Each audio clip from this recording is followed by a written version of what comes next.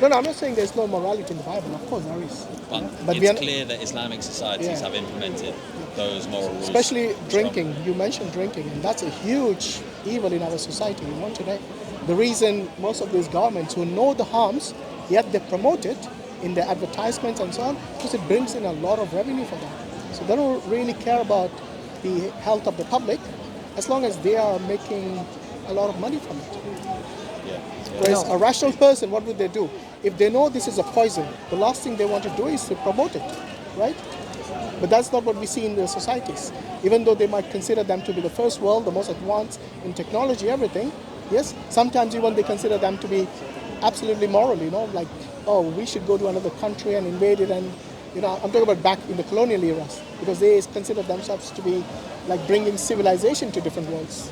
The same people had brought in a lot of things which were harmful, like alcohol, maybe drugs. The opium wars in China. It was specially engineered to basically ruin those people in China. To make as much money as possible. Exactly. But whereas Islam, even though they could have benefited from the same things, they nipped it in the bud. Like, this is haram, this is forbidden, it is a huge sin to indulge in it. See what I mean? Go ahead. No, please. I was going to say a quick story came to my mind regarding alcohol. Yeah. So we have a telephone number in the US that people can call and ask questions. It's a Muslim Sadawa line. So mashallah, we received close to 100,000 calls in there in the last few years. So a call came from a person from Philadelphia. And he said, I want to read the Quran, can you send it to us? So I took the phone number because I was the one who I took down the name and the address. And then I asked him, Brother Steve, may I ask you, what made you interested to read the Quran? And he said that I am a Christian pastor, and the reason I want to read the Quran is I heard that there is a passage in the Quran that speaks about zero tolerance for alcohol, and I really like it. Then he said there's a passage in the Bible that speaks about Jesus turning water into wine. And I'm doubting, is Christianity, Bible true? Because it's going to encourage people to drink. And he's saying that one passage in the Bible is moving him away from Christianity. It's a hell of a story, that one. And one passage... That's the first miracle of Jesus, by the way, in the Bible. Yeah. In John. Yeah. And then he said that one passage in the Quran is making him come close to Islam. And I want to really read this Quran. I suppose the only moral view in Islam that I would maybe find a bit hard is the clear distinction between the roles of men and women. I find that hard to accept a little bit. Not that I think that men and women are the same. Clearly they're not. Clearly women physically give birth and that changes things. But it's from what I sense from some Islamic cultures, the distinction in roles is a bit stronger than where I feel that they should be. How do you understand them, by the way? Well, what the roles should be. Not should be. What do you think they are? I disagree with the view that perhaps by some people on the left that there is no distinction whatsoever, that simply because a woman gives birth to a child doesn't mean that there's any distinction at all in the relationship with the child, or whether a woman has a closer potential sort of relationship with a newborn and that kind of stuff. I do think that there is something there. But much beyond that, I don't actually see... I don't know how much of this is based in the Quran and the Hadith, by the way. How much of it is simply just cultural. Maybe you can tell me, I don't know. But I have a clear idea about what I disagree with and what I am advocating here. But just, I suppose, an idea that a woman's primary role is to look after the family, I think I would probably disagree with that. Unless she chooses to, obviously. That's her choice. Okay. I suppose I'd be more pro-choice on this, if that makes sense. Do you agree, Michael, that for a stable society, you have to have stable families? Yes. For a stable family, there has to be a love and compassion and proper roles of family members. Because if the family is strong, society is strong. Could the father be the traditional sort of matriarchal role, or could the father be the one that stays at home? Sure, I will come to that, but I'm just trying to build a premise for you, right? Healthy society, healthy family. And for healthy society, you have to also prepare children who are going to be good humans in the future. Fine. So for a society, for a family, family has financial needs. Family have the needs of the house, the lodging, the food. Family have the needs of raising good children, good education. So what Islam says is that roles have to be divided in such a way that the most optimal roles are given to that family member who is going to practice it to keep the family glued together, to be happy and strong, and which is reflected in the society.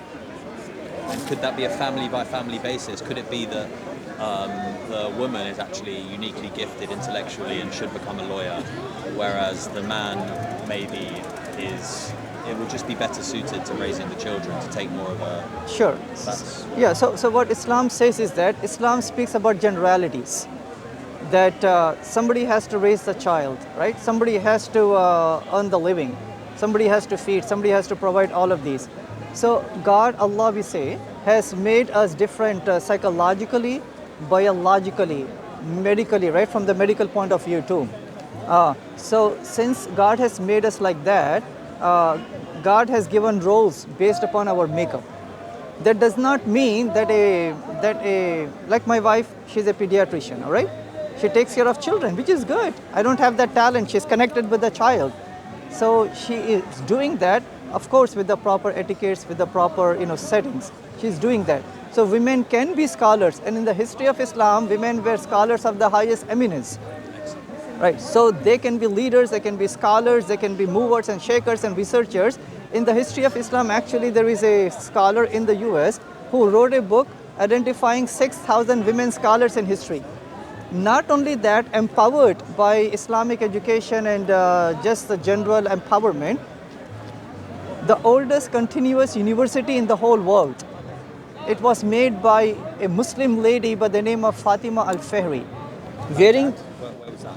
So according to the Guinness Book of World Records and according to UNESCO, the oldest continuous university in the whole world, it is in the city of Fez, in the country of Morocco, built in the year 859 by a Muslim lady wearing the hijab and properly exhibiting her role as a scholar, as a mover, a shaker, establisher of institutions.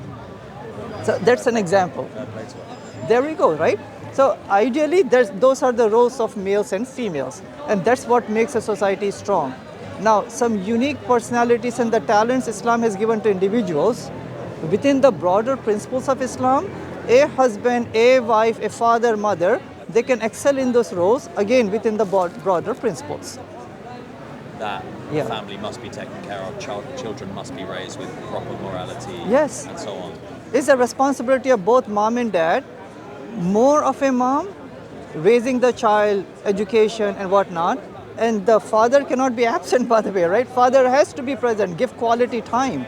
However, see, for any role, somebody has to take the ownership of it. If nobody takes the ownership, that means, it will not be there. I mean, then the job is not done in the best way, the most ideal, the most perfect way. I mean, a simple example I can give is, I am basically a good driver, right? I cannot go to the police and authorities and say, I'm a good driver. Is it okay if I can drive above the speed limit, right? They say, come on, man, speed limit is for every person. Doesn't matter, good driver, bad driver. Basic principles are the same. There are always a few exceptions. Understand? I'm not sure that the driving analogy, as in just, the overarching rules are there. Yes. So he's saying that there might be certain women who might be better in terms of compared to the husband maybe, but those are exceptions. Yeah. We are talking about accountability of roles. In roles, for example, if you go, let's say before the Industrial Revolution, where a lot of things were done by hand. Yeah. Most of the work which were really hard were done by men. Yeah. Even today, construction, engineering, all of those, even to this day, even after I don't know how many years of enlightenment in the Western world, the women are still not preferring those kind of jobs. Why? Is it because of lack of them taking up those courses or those jobs? No.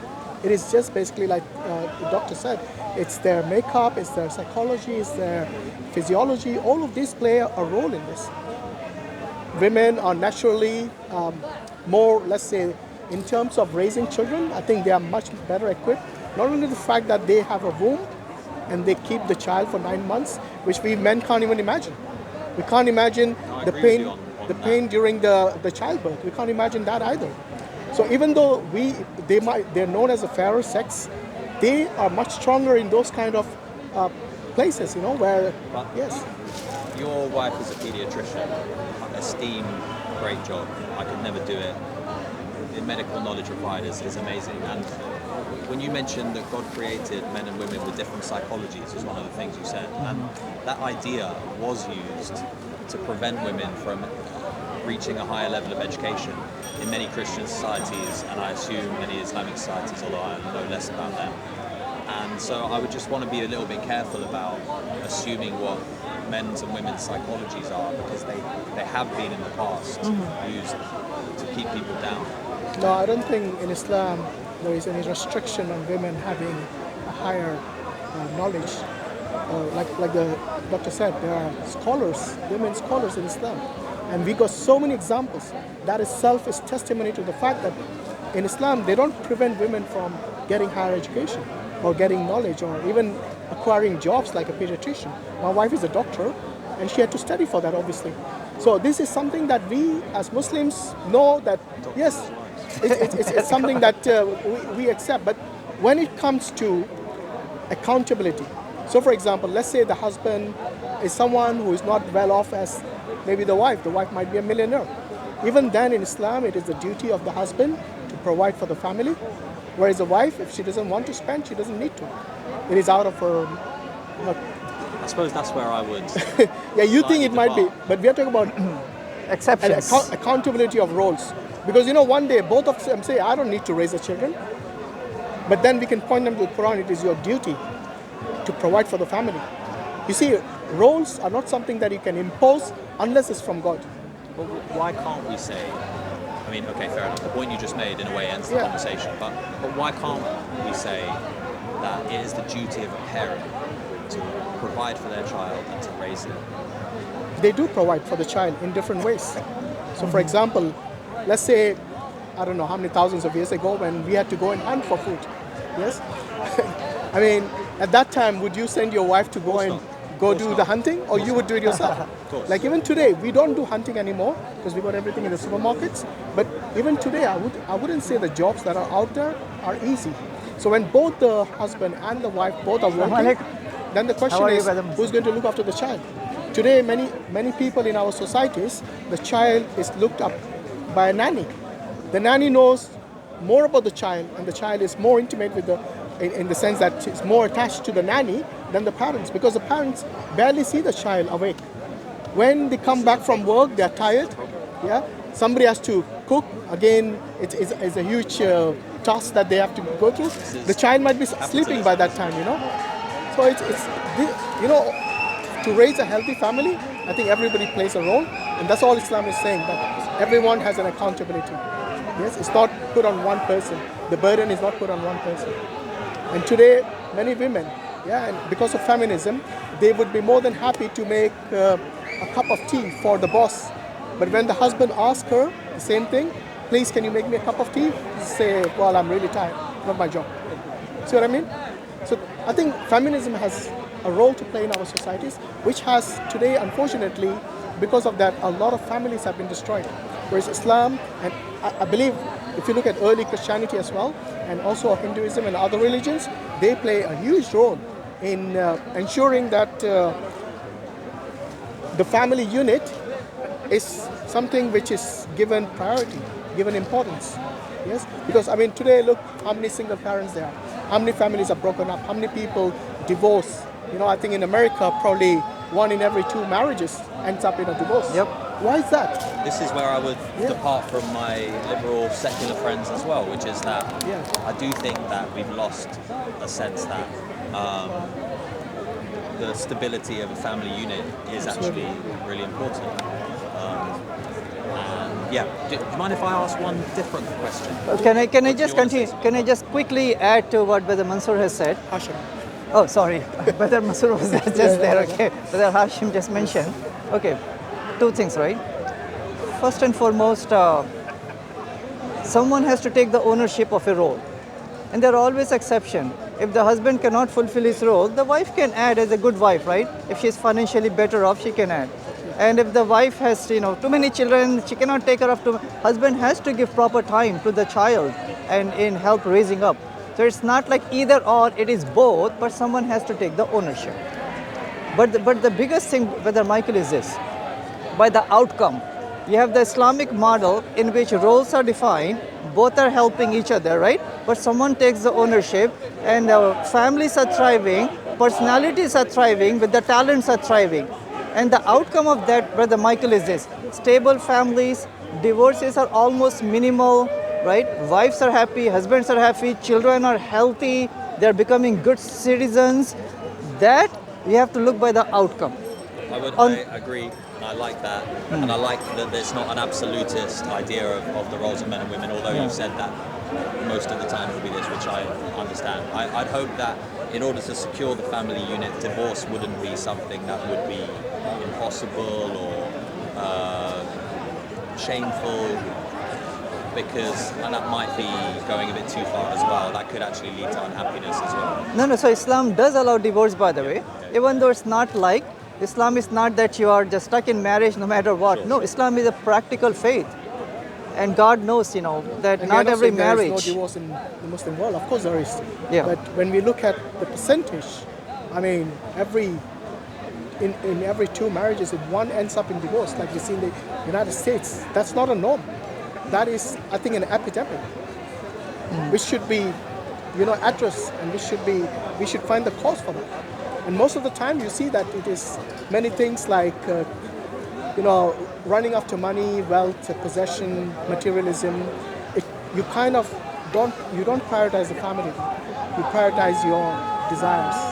And I think there are many ideologies, like including feminism and absolute capitalism, which kind of fuels that. And we are not saying we don't need money. Of course we need money. Of course we have to be caring for both the sexes. But we are not going to say that this is something that is healthy for the family when you are going to extremes, like the way many of the rat race today is driving many of us. It ruins family. Exactly, yeah. So Islam balances the roles in that sense. So you have the Islamic family, and the outcome is that marriage is like really healthy, compassion, love there, children respecting parents, parents respecting their parents, right? Like my mom, she was not in the nursing home, or she was not in the senior home when she passed away. She passed away in our home, taken care by my children, by myself. That shows the love, the compassion, right? Something I also feel that we've lost a little bit of, There the you go. idea of putting an older relative in a home. But maybe it kind of connects to what you just said, Hashim, which is that the financial situation is now we have to work 12 hours a day, 10 hours a day, and the idea of an older relative when we're struggling to pay the bills moving in, it's all overwhelming for us. No, but why do you think that is? Why do you think? Because the society, men and women were back then as well. Today, the priorities are not what it should be. I agree. Like taking care of a parent comes naturally. It's not something which should be a choice. Either I live in a really good home with all the luxuries, and my poor relative or even a distant relative, like why would they have to suffer? I mean, it's not like it's like humanity. This is something that person also has a right. Just because they become old doesn't mean that they should be trivialized. Whereas Islam says that we put humanity. For example, there is a hadith which talks about the Kaaba, which is very important for the Muslims, very sacred. It's saying if you had a choice between the life of, like, for example, an individual and someone destroying the Kaaba, you should save the life of the person. Not just the life, by the way, one drop of blood Yes. is more sacred than the Kaaba itself. And where does it say that? It's in the hadith. Because life is precious, blood is precious, and the Quran does not. When the Quran speaks about one life equals to all of humanity, it's not speaking about a Muslim life. It's speaking about every life, sacred equalities. So I was trying to say that the Islamic concept, Islamic solutions, Islamic guidance in raising good families, and the roles that is defined, we can see by the outcome. On the other side of it, when people are not defined properly roles, and each is expecting each other to do this and that, and we make up things. Look at the outcome of that. 36% of American, I cannot say about here, 36% of American household, they're single parent. And the single parent homes, Brother Michael, is now the children, overall I'm saying, right, with some exceptions, overall, they are less educated, they drop out of school, they have lower IQ, their immune system is weaker compared to two-parent, happiness index is much low, they end up in divorce, they join gangs and guns, and the vicious cycle continues. Islam stops that, correct? So the outcome is this, and the outcome is that. So not only just in marriages, you can take any concept within Islam, may that be Islamic solutions against racism and drugs, financial system, political system, exactly detailed, framework. Do you mind if I ask a different question? Should I just finish off with the last and the fourth point I was trying to say? Go on. Yeah. First point was the concept of God, Michael, right? Second point was the purity of the scripture.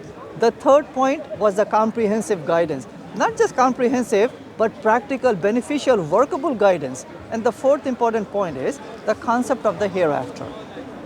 Means after we die, what Islam says, there would be accountability. Because without accountability, a person can do anything and then they can escape justice. What Islam says is that after we pass away, there would be a day of accountability, there's a day of judgment.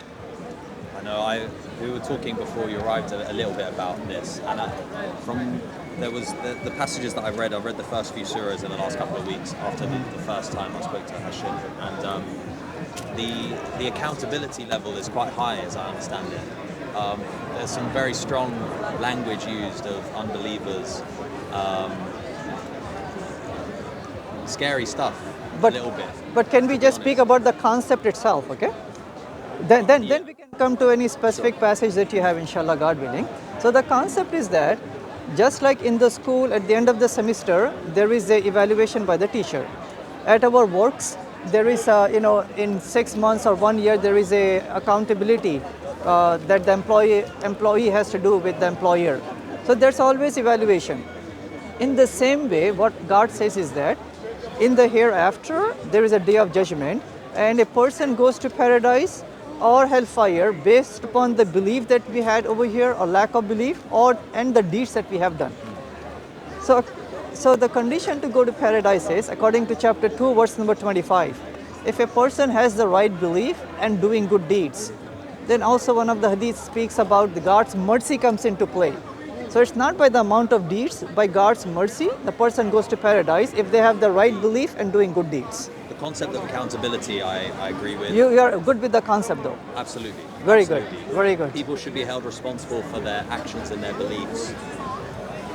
However, maybe where it gets difficult for me is, you gave the example of a semester. The analogy is a teacher with a class. Yes. The teacher will have made it very clear to every student what the criteria is for success. I hope if they're a good teacher, they will. Yeah. And so no student will leave that classroom without knowing precisely what the criteria is. And they can be held responsible for not meeting that criteria. Unfortunately, many parts of the world who have not received the criteria. I know you're doing work and you guys are doing a lot to make sure everyone hears it, and that's great. But there are still going to be many millions of people that are not aware of the criteria, and even because of the ideas about logic and reasoning and stuff they've heard, their heart won't be open to your message even if they hear it. So I suppose what I would like is to know whether the mercy of God extends to these people, and in what way, if you could explain that maybe, what Islam teaches on that. Fine. I used to teach Sunday school for 9 years, all right? Need so much patience. Children, so what I learned in there is a good teacher is not going to just have black and white criteria. A good teacher is going to grade a child based upon their ability, based upon context and background. Because if I know that this child is have difficulty to study, they may have an IQ of, let's say, 90 compared to the rest of the children 100 and over, right? I may grade that child based upon their capacity. If I know that a child may have broken home, I may grade that child based upon that capacity. So in the US, we say we grade them on a curve, all right? God does exactly the same. Suppose if a person knows the truth, like if, for example, a driver knows, okay, you know, speed limit, taken the exam, and is a veteran driver for 30 years, and then he breaks the rule, the police may say, come on, man, you should know the rules. Compared to like my son, if he's like learning how to drive, he may not get the same consequences compared to some other ones. A good police officer and a judge will judge them the amount of money to be given based upon their background. Having spoken to both of you, I've spoken to you twice now, Hashim, having read some of the Quran and being aware of Islamic rules, I suppose that puts me at a higher level of responsibility now. The what? It puts me at a higher level of responsibility to perform the 5 pillars, to believe. And so I guess if I were to die tomorrow, I would be at a higher risk of Jahannam than someone else who had never heard of Allah, had never read the Quran, had never met you guys. Is that fair to say? So I think a person who deliberately rejects once knowledge has come to them, I think that's what you're asking, then yes, you would be risking yourself. So the question, it should be something which is more of a self-evaluation. Why would you reject clear knowledge which has come to you? And after it has come to you, then you're fully accountable for the consequences, isn't it? Whereas someone who's living in the Amazon forest, who might not have come across someone like a Muslim to tell them about Islam, they will have a different test with Allah. You know why? Because their knowledge and their maybe rejection of the oneness of God, or maybe, let's say, associating someone with the oneness of God, would be coming from a different perspective, isn't it? So Allah will test every person accordingly, and He's not going to like Dr. Sabeel said, that you would be given the same kind of test for everyone. So depending on where, the thing is, what knowledge you have and how you acted upon it, that's very important. So for example, there is a phase just before the advent of Prophet Muhammad ﷺ, before he started preaching about Islam, and after Jesus passed away. So not passed away, he ascended. Passed away means from this world, in the sense that he ascended to God, not that he died. There was a phase which we know as a phase where God will judge based on the individual. They'll be given their own test, and one be judged as if everyone is judged on the day of judgment. So it's different judgment in that sense. Does that mean that God is being unfair? No, God is being fair in that sense, isn't it? It's incredibly complicated though, isn't it? Because depending on which country you grew up in, what year you were born, what family you lived in, your circumstances. It's very complex. No, but the thing is about fairness. Your circumstances are going to obviously impact your actions. We wouldn't consider a child who has got less knowledge compared to us, the grown-ups, and we would judge them equally, would we? That would be unfair if we did that. So this is called equity in that sense. So based on that individual and their circumstances, God is going to judge them. But that doesn't mean that we remain, complacent now in this day and age when information is readily available. So you can't go on the day of judgment and say, oh, I didn't have the time, or I didn't have the opportunity to study. Information's not enough, is it? Because if it's, let's say there's someone who is a very poor advocate for Islam, ill-informed, morally a bad person, and if I was to be speaking to them right now, I would leave the park thinking, Islam, that's not convincing at all. But someone did give me the information. So I'm saying it's just incredibly complicated. Okay, fine. So let's look at it this way, right? So it's not just the information itself. Maybe they are in a culture in which so much pressure from the culture for a person to recognize and embrace the truth.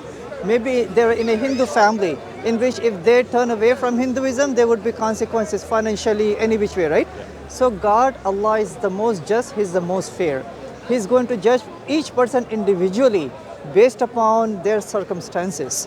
And knowledge is one of them. I like that. Yes. It wasn't exactly the feeling I got from the Quran passages I read. I don't know.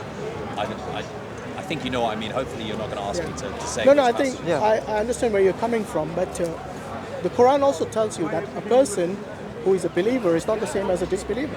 And this disbeliever Allah is speaking about are the ones who, once knowledge has come to them, they deliberately reject it. and remain to be a disbeliever. So obviously there's going to be consequences for them. It is like someone who knows the laws of traffic and then they deliberately break the laws. The court is going to hold them accountable for that. You can't say that, oh, I forgot, I didn't know. Because you have a license. The whole idea of giving you a license is to say that if you're qualified now to drive. See what I mean? The strong statements about unbelievers refer to those those who deliberately Allah has made it clear to them. Yes. Of course. So again, so that was the fourth point, Michael. So what Allah God says is that there is a hereafter and there would be two options where God can place people. So it depends on personal accountability. That's the point I'm trying to get for you. Personal accountability. What you do is what you bear. Nobody dies for you, nobody takes away your sins, and vice versa. That's personal accountability. You drive over the speed limit, you are responsible for it. Compared to that, Christianity says somebody died for you, right? And I would say that's the most unjust thing anyone can ever do in the history of humanity. Why kill an innocent person for the sake of the oppressors, right? So that does not appeal to me rationally, logically, fairness, justice-wise. Would you agree with that? To kill an innocent person For somebody else's for somebody sins else's or sins. crimes? Yeah. Would that Yeah. be fair? It will never be, right? See, the Islamic concept of justice, It's just that the idea of Ibrahim and Yeah, but that was a Ishmael came test. into play. that's a different thing. What I'm saying is the Ishmael concept wasn't of the killed hereafter. at the end. Sure. So it was a test. We can't compare the two. Because in the case of Jesus and the atonement for the sins, atoning for everyone else's sin when he was completely innocent is completely unfair. Because the one who does the crime should do the time, not someone who is completely innocent. So coming back to this last question is, if there is a hereafter, I want to know how to go to paradise. And Islam gives that rational, fair and just pathway. Christianity's pathway does not appeal to me because you do something, you go scratch-free thinking somebody else died for you. How is that fair? That opens many loopholes. The Jewish concept of the hereafter, in the Jewish scripture, there are thousands of passages in there. Only 3 passages in the Old Testament speaks about some vague way about the hereafter. I want to know it, they don't provide it. So they also get a cross mark, right? But the Hindu concept of the hereafter is they believe in what? Hindus. Reincarnation. Reincarnation, right? And that is also unfair and unjust. I have conversed with many like Hindus and the Buddhists and the Sikhs because they all believe in the same thing, even the Jains. I asked them the question, okay, fine, if a person is not a good human, if they come back as a dog in the next life, how would a dog know to be a good dog? Is he going to go to public school and go to the libraries and profits are going to be sent to the dog? But imagine if the dog is like really nasty, right? Barking all night and chasing after people, and he comes back as the lowest species, amoeba. Now the amoeba may be saying, you know what, I can do everything wrong, there's nothing below me. Where is the justice in that? So reincarnation, illogical, non-appealing, it just does not make sense. It gets If I may across just more. add Yes. one more thing. In the reincarnation, even if you're born as a human, you could be punished as being born someone as an outcast, as a Dalit. And this is actually in the Upanishads, that if you do bad karma, then you'll be born as either a dog, a pig, or a chandal. A chandal is someone who is considered an untouchable. So he's not even in the 4 varnas, the 4 caste categories. You're outside that category. And that's the reason they're treated as untouchables in India. Like even today, many people think the caste system is no more, but it's still prevalent in so many places, including amongst people who are well educated and they are not like someone who's like without any wisdom or something. It might be doctors and engineers, they're still indulgent.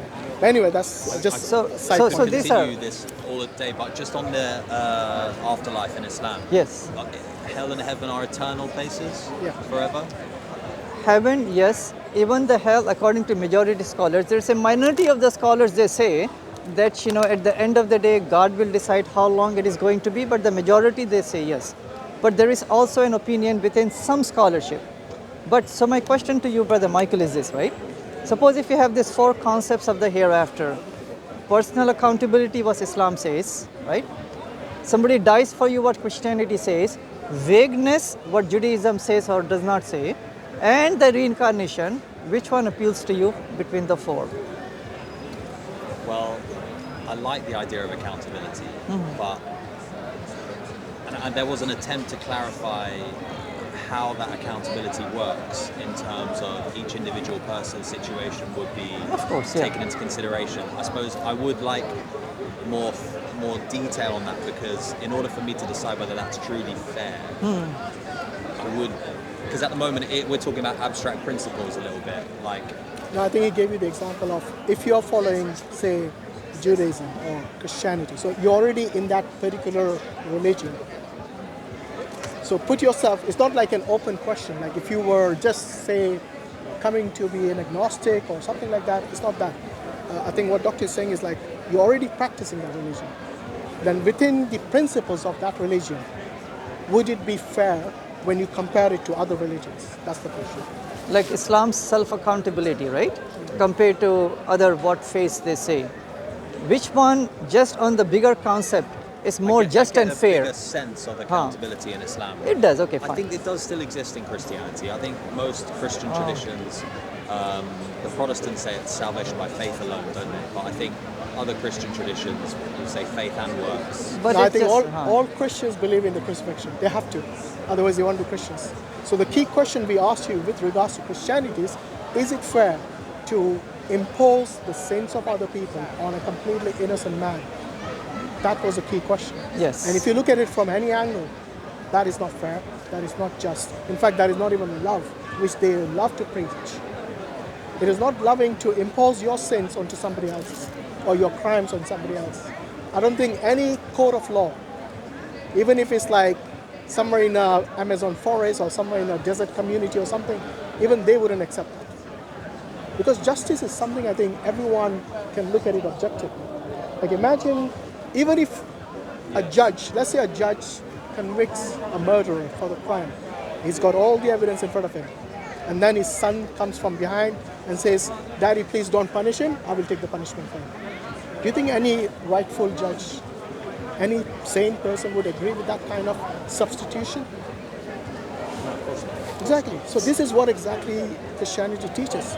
And even though they might have many good things, many good morals, but some of the schools and charity and hospitals, I mean, they have done wonderful work. We're not saying they have done, like, their morals are completely wrong.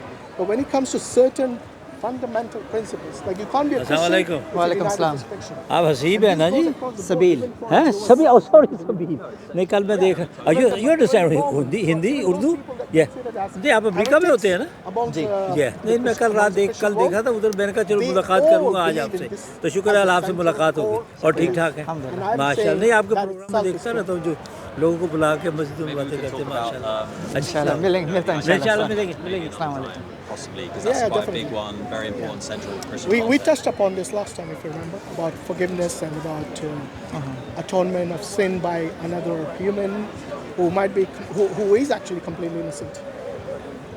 That might be someone else. So We Michael, can- these yes. four concepts, right? So when I was young, when I asked the four questions, so I came to Islam by my choice, okay, by my choice, by research, not by chance. By chance, I was born into a Muslim family. By choice, I adopted Islam. Concept of God makes sense. Purity of the scripture, comprehensive nature. We need it, Islam has it, right? Comprehensive guidance. And the concept of the hereafter is the most logical and rational. Now, there could be many questions you could be asking for each single one of those topics. But however, what I would say to my fellow Americans when I'm there, when I'm discussing with my friends, I say this to them. If you are good and understand the four concepts, this is what basically what Islam is. And if you understand it and you like it, you should embrace it. Because, I gave a simple analogy. When I have to go and buy a car, for example, I have certain make and model in my mind. I have certain budget in my mind, certain color in my mind. If I go to I like a the car dealership, analogies. The Americans will love they're well into their cars. I know, So when I go and purchase some car, I'm not going to, raise the hood and the trunk and open all the tires and look at all the 1 billion parts in there, right? Once I know that a car falls into the conditions that I want, I purchase it. In the same way, there could be nuances, some details in Islam that right away we may not be able to understand, But if you understand the bigger picture, God has to be one, not Trinity, idols, animals, right? And the scriptures and the guidance and the concept. If you bigger picture appeals you, my suggestion to you as your brother in humanity, you should understand and embrace it. All the details, even I have many questions by the way, right? About all the details about how is the hereafter going to work out. Every single person standing there, 50,000 years, how is it going to work out? Just because I don't have answer to every single question does not mean the basic principles are wrong. You're still searching some details out, working some Yeah, details out. there you go, right? I mean, just like suppose if you enroll in a college, there may be some things you may have questions about why the teacher is giving me to read this textbook. You know, this is so big or author is not right. But if the main points in the book is going to make you good educated person and make you excel and practicing doctorate at the end of the day, you will embrace that book and listen to the teacher. Exactly in Islam. For that point, I really want you to consider. Life is short, unpredictable by the way. If you know something makes sense, try to read it and pray to God, oh God, guide me. And the best step that you can do is embrace the truth. Thank you so much. It's a pleasure. Remind me your name once more. Sabeel Ahmed. Sabeel Ahmed. Yes. Sabeel Ahmed. Pleasure. Nice meeting you. Thanks, Hashim. Thanks, Hashim. Take Yeah. care, guys. Okay. See you later. Thanks for keeping an open mind and continue reading Yes. that Quran. If you got more questions, you know where we are. See you again. Yeah, See you you take again. care. Take care. man. Bye bye. See ya. Bye-bye. Yeah. May Allah give the brother Hidayah. Very nice of your input. Very Jazakallah knowledgeable. This is something what we need. Valuable input into the understanding of what it would mean for someone who's not a Muslim to come to Islam. Because without this knowledgeable input, for many people it will remain sort of a mystery, sort of a like confusion, like he was saying. I read chapter 2 and it was confusing to me. So we have to obviously, educate them with regards to the context and so on. Sometimes they might just read a passage. For them, it seems like it's black and white, like believers and disbelievers all go to hell. This is how it is. But we have to explain to them, inshallah. Yeah. One simple advice for any da'i up there, right? Any Muslim would be this, Brother Hashim is, that there could be some complex concepts in any faith. By giving analogies and examples, they're able to understand, they're able to relate, and then hopefully they will accept it. So that's we really pray important. that Allah Yes. gives them hidayah, and this is Yes. very important. Alhamdulillah. That we continue the dawah. It's our duty to convey the message. Hidayah, guidance is in the hands of Allah. So we always pray for them, that Allah give them. And this gentleman here, Mike, mashallah, the second time I spoke to him. Oh, really? Very respectful. Even the first time he came with his friend, and we answered a few of their questions. So may Allah, guide them to the right. And I really like the fact that it was a nice, cordial discussion with a smile, understanding each other, not interrupting each other, right? See, the prophetic dawah was with a smile, with kindness, with wisdom, with empathy. Not to win an argument and defeat the person. We want both of us to win, to be on the side of the truth. So I really like that interaction, Brother Hashim. Continue that. That's the reason I called you. It was in your lane. Alhamdulillah. Because when I went, We can't guarantee that as speakers Quraysh. That's the reason. But alhamdulillah, yeah, we got all sorts of people here. Sometimes it's calm like this. Sometimes it can get a bit more, there's a bit more Rough. tension and yeah. but you know what? We can create that kind of a mahol. Once we start, when people see, this is working out as brothers, we are talking to each other as humans. Absolutely. So, we need to multiply that, inshallah, God willing. All right? No, it's always May a Allah benefit. accept it, mashallah. Keep up the good work. Barakallah fi. Keep us in Alhamdulillah. your du'as. Nice Jazakallah meeting you. khairan. Assalamu Assalamu alaikum. alaikum.